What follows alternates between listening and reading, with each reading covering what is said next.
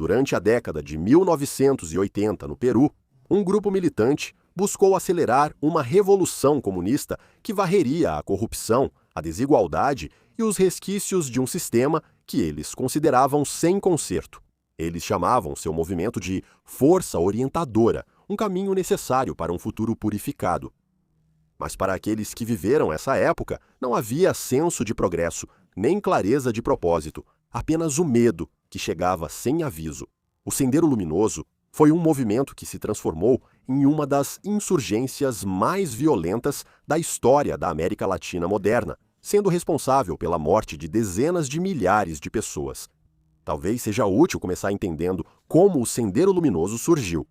Durante grande parte do século XX, o Peru foi marcado por divisões acentuadas entre a vida urbana e rural.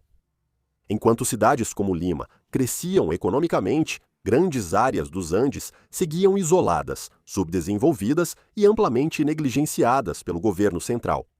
As populações indígenas, que representavam uma parte significativa da população rural, eram excluídas da maioria dos aspectos da vida, desde a língua e a educação até as oportunidades econômicas e políticas.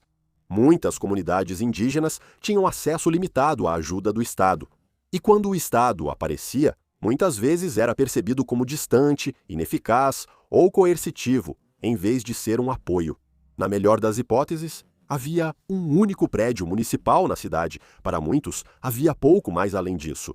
Foi nesse ambiente que o ressentimento pôde crescer e onde um homem chamado Abimael Guzmán começou a desenvolver sua estrutura ideológica.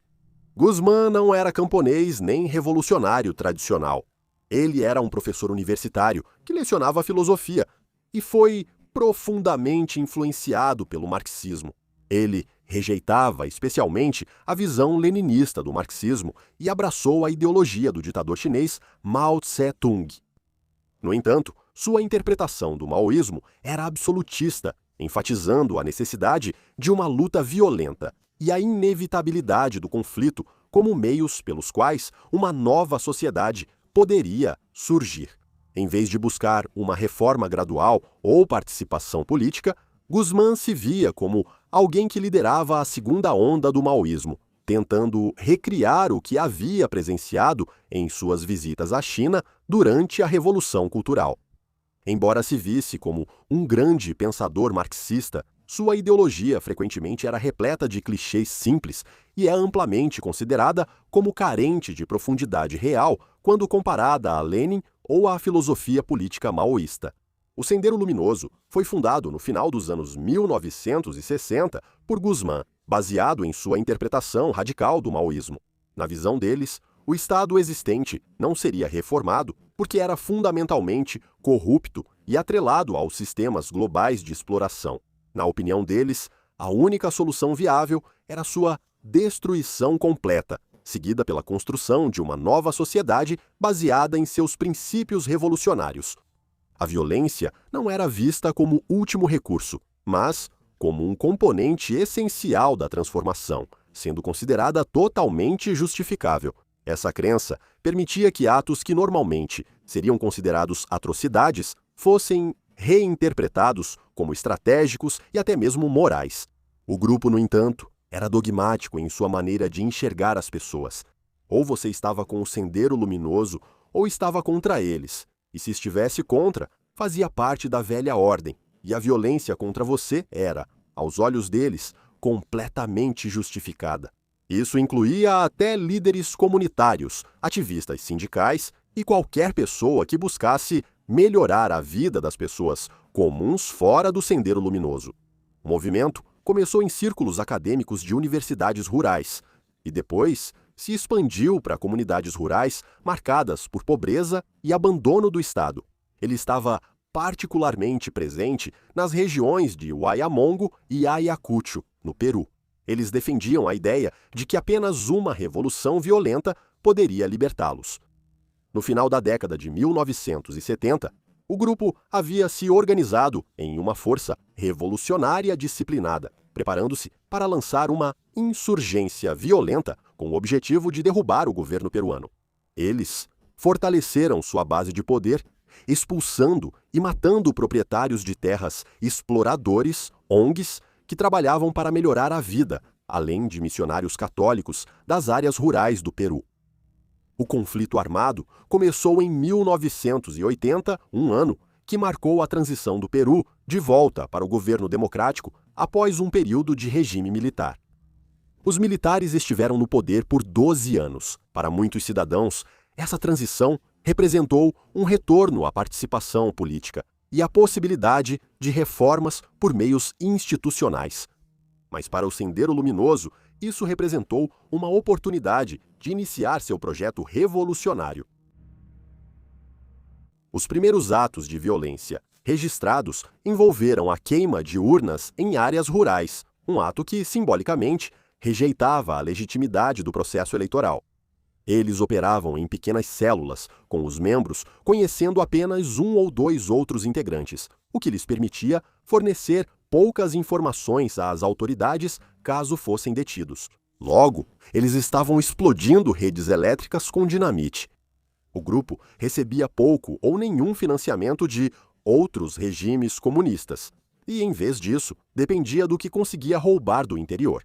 Não era incomum para o grupo saquear minas peruanas, matar os proprietários e usar dinamite em seus atentados. Esses atos eram simples, mas causavam apagões e transtornos nas cidades. Só em 1983, o governo peruano decidiu agir e começou a enviar tropas para as regiões controladas pelo Sendero Luminoso. Porém, essas respostas eram descoordenadas, tinham soldados pouco treinados para a guerra de guerrilha e havia pouco conhecimento sobre as populações locais que deveriam proteger. Vários soldados enviados para enfrentar o Sendero Luminoso eram adolescentes lançados em um conflito perturbador. Com a crescente suspeita, forças de segurança e soldados frequentemente tratavam comunidades inteiras como possíveis colaboradoras do Sendero Luminoso, resultando em abusos generalizados que refletiam a brutalidade dos inimigos. Prisões arbitrárias tornaram-se comuns e a tortura de membros capturados do Sendero Luminoso era quase certa. Militares faziam abordagens aleatórias de pessoas que viajavam pelo interior. Qualquer pessoa sem seus documentos de identificação era tratada como membro do Sendero Luminoso e levada para ser interrogada. Até mesmo apenas ter a aparência de um possível membro do Sendero já era suficiente para justificar a detenção. Milhares de mulheres também foram detidas e enfrentaram repetidos abusos sexuais nas mãos dos soldados peruanos. Os desaparecimentos se tornaram um dos aspectos mais temidos desse conflito. Pessoas detidas, muitas vezes, nunca mais eram vistas, deixando suas famílias sem respostas e as comunidades em um estado de incerteza. Mas essa abordagem não foi eficaz para lidar com o Sendero Luminoso. Os militares apenas faziam desaparecer operativos de baixo escalão, mas nunca afetavam de verdade aqueles que comandavam as células. Em algumas situações, os militares treinavam moradores locais e faziam com que eles formassem milícias para combater o Sendero Luminoso. Isso teve resultados variados, mas muitas dessas milícias não eram bem treinadas e eram indisciplinadas. Um dos massacres mais perturbadores cometidos pelo Sendero Luminoso foi em retaliação a um massacre realizado por uma dessas milícias. Numa pequena cidade com uma dessas milícias, 70 pessoas foram mortas. Militantes do Sendero Luminoso iam de casa em casa, matando pessoas de qualquer idade. 18 das pessoas mortas eram crianças. A mais nova tinha apenas 6 meses de idade. Esses assassinatos foram cometidos com facões e machados. Os corpos foram desmembrados e profanados para servir de exemplo sombrio das consequências de enfrentar o Sendero Luminoso. Os métodos do Sendero faziam com que pessoas comuns fossem afetadas. Frequentemente, eles se instalavam numa vila ou cidade e estabeleciam suas operações por pouco tempo. Muitas vezes, essa chegada era sinalizada por um assassinato ritual de um membro importante da cidade. Poderia ser o prefeito, o ancião da vila, um líder empresarial, qualquer pessoa de tal status, e eles seriam levados a um julgamento popular. Se considerados culpados de qualquer crime, seriam executados em público, com a cabeça esmagada por uma grande pedra.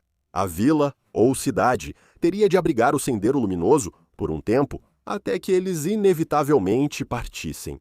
Quando os militares buscavam informações, tinham dificuldade com o idioma indígena local e se recusavam a acreditar que muitos só aceitaram o Sendeiro Luminoso por falta de opção. Esses confrontos, frequentemente, resultavam em massacres militares contra civis.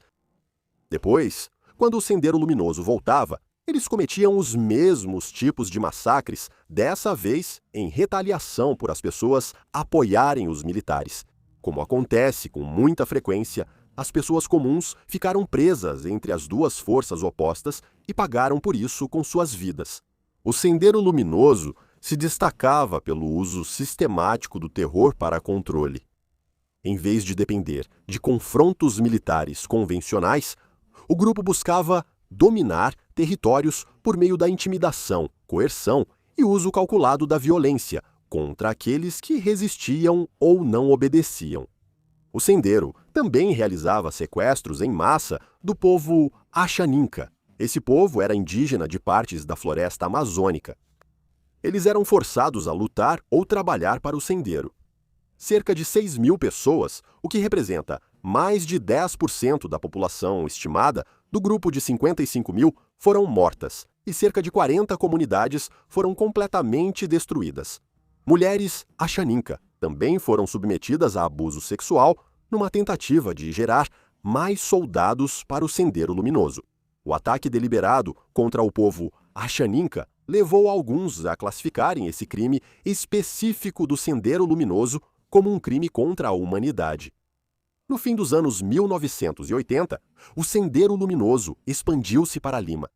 Os atentados à bomba ficaram mais frequentes e visíveis. Eles passaram a atacar infraestrutura, distritos comerciais e espaços públicos. Um dos incidentes mais notáveis foi o atentado à bomba em Tarata, que causou grande destruição e vítimas civis. O Sendeiro Luminoso atacou o Banco de Crédito do Peru com um caminhão carregado com uma bomba de grande porte. Matou mais de 40 pessoas e feriu 250. Houve uma mulher que enfrentou o Sendeiro Luminoso e ela foi usada como exemplo. Maria Moiano. Maria era uma líder comunitária de destaque e uma crítica aberta do Sendeiro Luminoso. Ela criou grupos de mulheres e programas de distribuição de alimentos, confrontando a influência do grupo e a estratégia do Sendeiro Luminoso. O grupo buscava desmantelar as estruturas comunitárias e substituí-las por seus próprios comitês populares.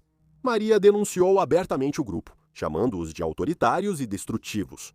Em uma época em que muitos temiam se manifestar, ela rejeitou publicamente a violência deles e pediu aos moradores que nunca cooperassem com eles. Mas entre 1991 e 1992, o Sendeiro Luminoso havia expandido suas operações para Lima e começou a atacar líderes locais influentes que resistiam a eles. E Maria Moiano se tornou um alvo prioritário. Em fevereiro de 1992, Maria ajudou a liderar uma marcha pela paz contra o Sendeiro Luminoso, um ato que parece ter acelerado a decisão de matá-la. No dia 15 de fevereiro de 1992, Maria estava participando de um evento beneficente quando militantes do Sendeiro Luminoso atiraram nela a queima-roupa.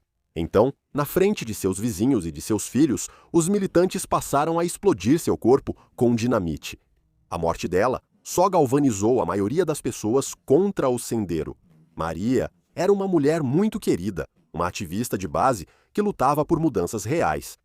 No dia 12 de setembro de 1992, Guzmán foi preso. Ele foi encontrado em uma casa alugada em Lima. Os detetives rastreavam membros de alto escalão do grupo, que eram soltos, na esperança de encontrar a localização de Guzmán. Um desses membros foi descuidado ao não tentar despistar a polícia, levando-os diretamente até a localização de Guzmán. Após cuidadosa vigilância, detetives invadiram a casa e acharam Guzmán escondido atrás de uma divisória de madeira. Essa prisão prejudicou significativamente a estrutura do Sendeiro Luminoso, que dependia fortemente da liderança de Guzmán. Sem sua figura central, a organização teve dificuldades para manter a coesão e sua capacidade para operações em grande escala diminuiu. Embora remanescentes do grupo continuassem a operar em áreas limitadas, a intensidade do conflito diminuiu nos anos seguintes.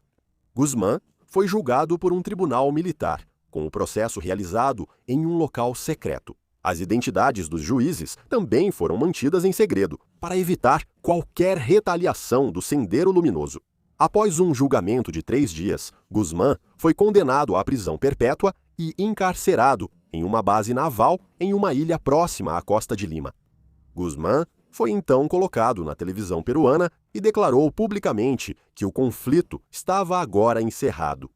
Mas isso não foi aceito por todos os membros do Sendero Luminoso. Enquanto cerca de 6.000 militantes se renderam, muitos outros se recusaram a se render e continuaram lutando até bem dentro do século XXI. O Sendero Luminoso, na época da prisão de Guzmán, havia se dividido em facções.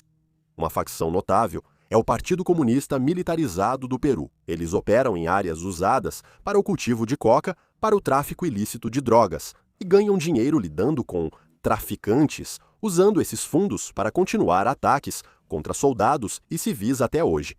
Guzmán morreria em sua prisão na base naval em 13 de julho de 2021. Seu corpo foi cremado e suas cinzas foram descartadas em um local não revelado. Mas o caos que ele incentivou e cultivou continua sendo um problema real no Peru até hoje. O conflito no Peru resultou na morte de cerca de 70.000 pessoas, com uma proporção significativa das vítimas vindo de comunidades rurais e indígenas. Tanto o Sendero Luminoso quanto as forças estatais peruanas foram responsáveis por atos que causaram sofrimento generalizado, incluindo massacres, tortura e desaparecimentos forçados. Acredita-se que o Sendero Luminoso seja responsável por entre 30 e 35 mil mortes, enquanto o Estado é responsável por cerca de 30.000 mortes. Pouca atenção é dada aos massacres do conflito, e alguns dizem que isso ocorre principalmente porque atingiram povos indígenas em áreas remotas do Peru. Eles estavam fora de vista e acabavam esquecidos. Argumenta-se que tal escala de assassinatos não teria sido tolerada se tivesse ocorrido em cidades maiores. O Sendero Luminoso, supostamente, começou com uma visão de transformação, enraizada na crença de que uma sociedade melhor poderia ser criada através da luta e do sacrifício. No entanto, os métodos que empregou, sua disposição em abraçar a violência, revelaram os perigos da ideologia quando ela se torna absoluta e inflexível. Tornou-se pouco mais do que um culto terrorista da morte.